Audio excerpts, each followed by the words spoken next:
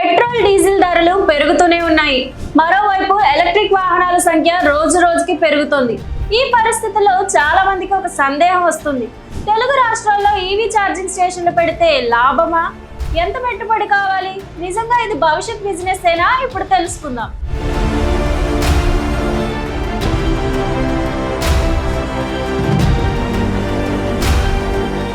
కొన్ని సంవత్సరాల క్రితం వరకు ఎలక్ట్రిక్ వాహనాలంటే చాలా అరుదుగా కనిపించేవి.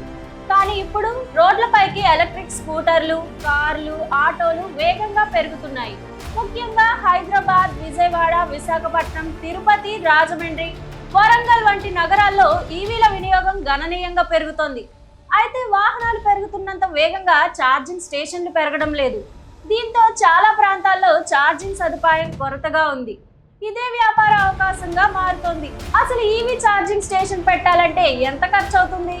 చిన్న స్థాయిలో ఏసీ ఛార్జర్తో ప్రారంభిస్తే సుమారు 50,000 నుంచి 2 లక్షల వరకు ఖర్చు అవుతుంది. ఫాస్ట్ డీసీ ఛార్జర్లు ఏర్పాటు చేయాలంటే 5 లక్షల నుంచి 20 లక్షల వరకు పెట్టుబడి అవసరం కావచ్చు.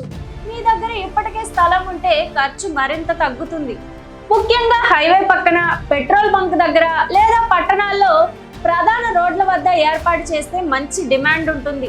అసలు దీనికి లాభాలు ఎలా వస్తాయి? ప్రతి వాహనం ఛార్జింగ్ కు యూనిట్ల ప్రకారం ఛార్జీలు వసూలు చేస్తారు. రోజుకు ఎక్కువ వాహనాలు వస్తే నెలకు మంచి ఆదాయం వచ్చే అవకాశం ఉంటుంది. అంతేకాకుండా ఛార్జింగ్ స్టేషన్ పక్కనే టీ, కాఫీ, స్నాక్స్ లేదా చిన్న షాప్ ఏర్పాటు చేస్తే అదనపు ఆదాయం కూడా పొందవచ్చు.